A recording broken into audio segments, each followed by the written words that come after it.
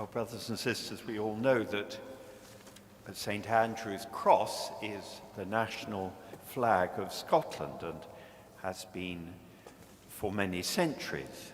The white diagonal cross on a blue background. But why should St Andrew be linked to a cross? The New Testament doesn't record how or where he died. After Pentecost, we might say, he disappears from history.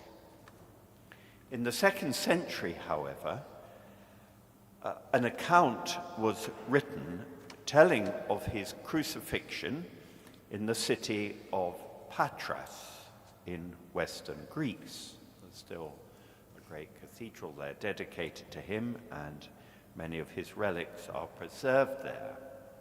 And the tale, well, perhaps it was fiction, perhaps not, includes an extraordinary speech that Andrew, about to be crucified, made to the cross awaiting him.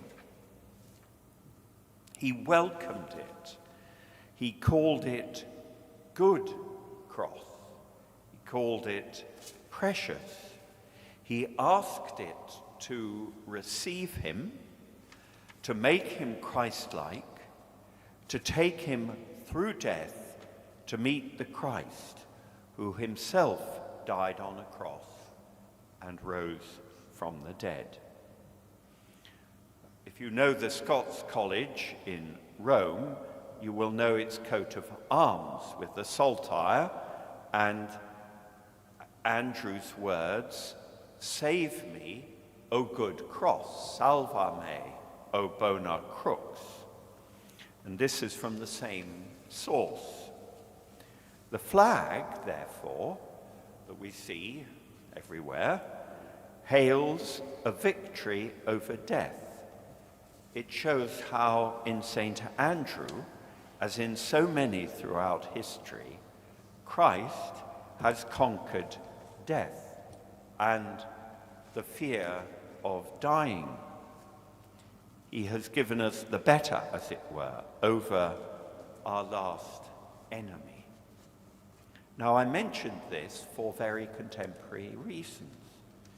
What this story illustrates, fictionally or factually, is the power of Christ to overcome in us the fear of death, or more precisely perhaps what it is we feel, the fear of dying, the actual process.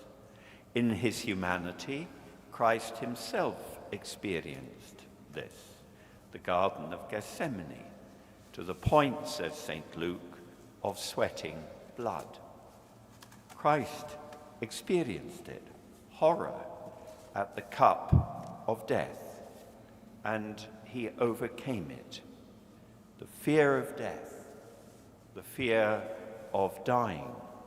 And this, I think, underlies the whole debate over assisted dying, or what is in reality assisted suicide. I'm surprised how little it is mentioned. Christ has not only enabled us to live, he has also enabled us to die well. The response to the psalm, "Into your hands, O Lord, I commend my spirit," from Psalm 31, I think it is, which he himself prayed on the cross as he was dying. He has made death, we might say, part of living. He has turned a dead end into an open road. He has turned something to recoil from into something that can be accepted, even embraced. O bona crux, O good cross. Sister death, as St. Francis called it. This is not a nice idea. It's a reality witnessed to, not just by the ever-growing number of martyrs over the years, but also by those who died in the course of nature and, in the midst of pain, perhaps, do so in peace. People whose dying is a commending of their spirit into the hands of someone greater. Those who die in silence, perhaps, but carried by a hidden current of trust, who die held by others. This is the reality brought about by Christ's paschal mystery, and it is not only for those who explicitly acknowledge it, because the Holy Spirit enables every human being, consciously or unconsciously, to connect to the death and resurrection of Christ. Throughout Scotland flies the flag of St Andrew's good cross.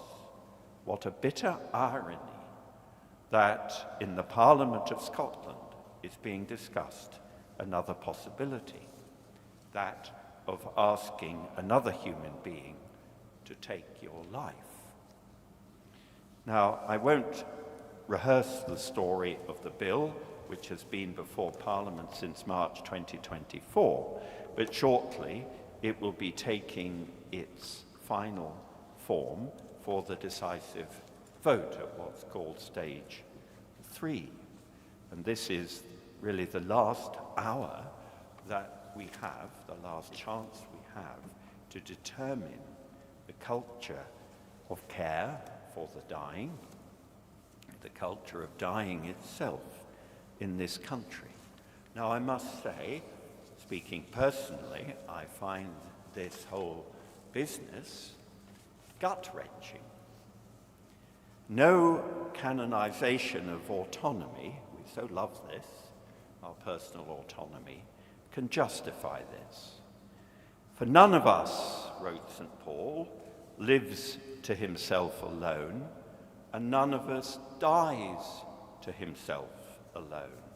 If we live to the Lord, and if we die to the Lord.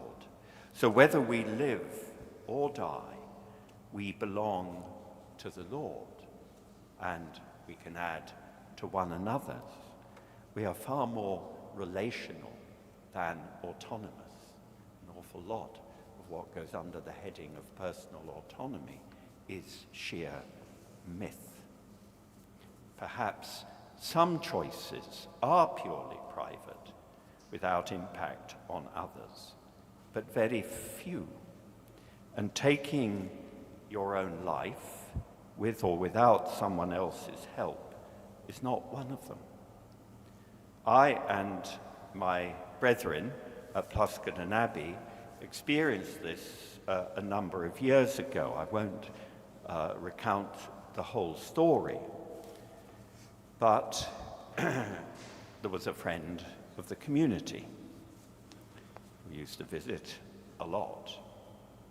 But when we disposed of the ashes of her ashes, she had chosen to go to Switzerland to end her life in her early 50s. We were not, believe me, celebrating an act of personal autonomy.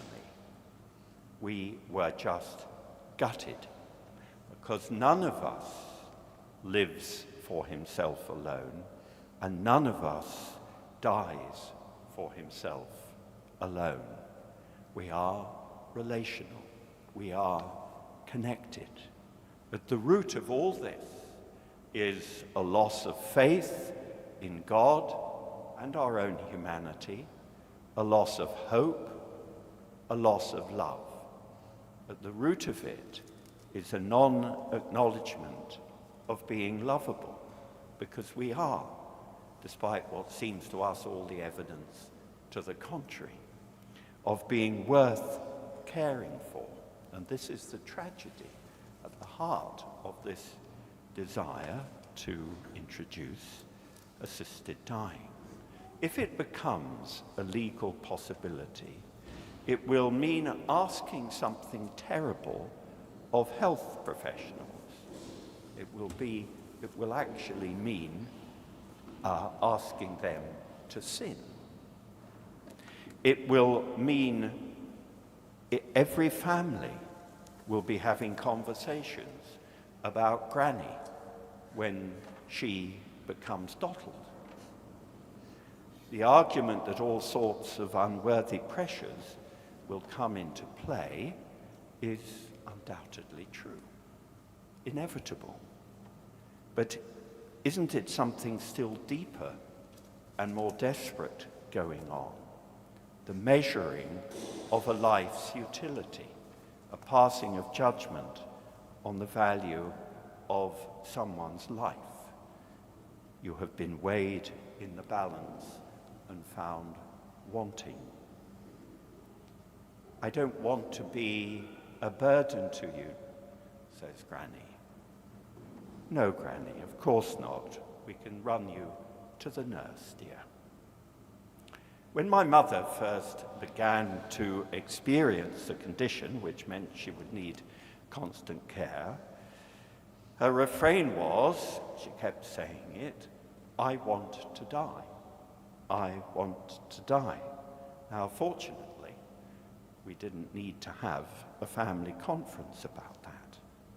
She went to a good care home, and all the talk of dying just died away. And she lived, yes, perhaps a more limited life, but a happy one nonetheless. And she died naturally and peacefully. But what if we had said to her, and she was in that dark place, oh yes, well that can be arranged. Now, of course, we still fear. Of course, too, there is a time to die, and disproportionate prolongations of life can rightly be turned down, be declined. But in the process of dying, there is also surely a mysterious journey being made. Journeys almost always towards reconciliation and peace. Journeys not to be arbitrarily interrupted. There is also the transforming power of the love and the care of others. Those who say that government should be rather investing in palliative care are clearly right. That is the way forward. So let us honor the flag of St Andrew. Looking back to the earlier vote, there was an earlier vote when it has been pointed out that it only requires 8 members of the Scottish Parliament to change their minds for this bill to be defeated.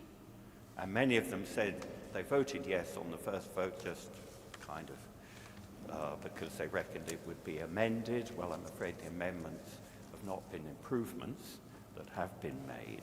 And some of them have said, I won't vote for it the second time round.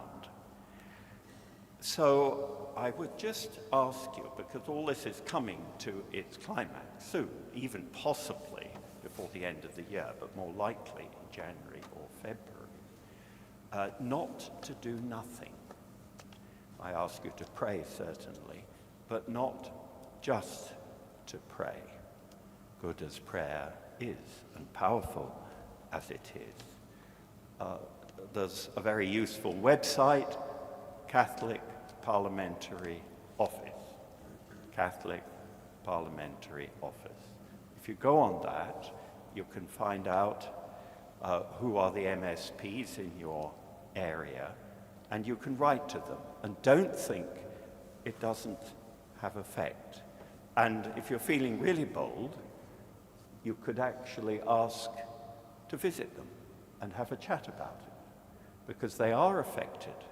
The people in the House of Lords, well, that's another story, what's going on south of the border, said this, that they were amazed by the number of people who had contacted them and said, please resist this thing. And so we have a chance still.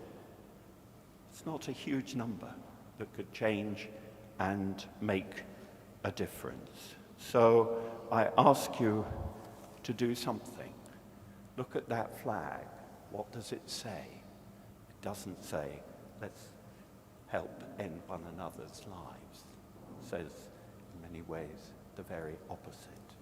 So may St Andrew inspire us just to do something. Just to do something. Even if you're not a citizen of this country, there's nothing to stop you writing to your local MSP, because this is literally a matter of life or death. So I would just ask you, this Advent, we want to do something special in Advent. Look at that website, Catholic Parliamentary Office, and with its help, do something, please.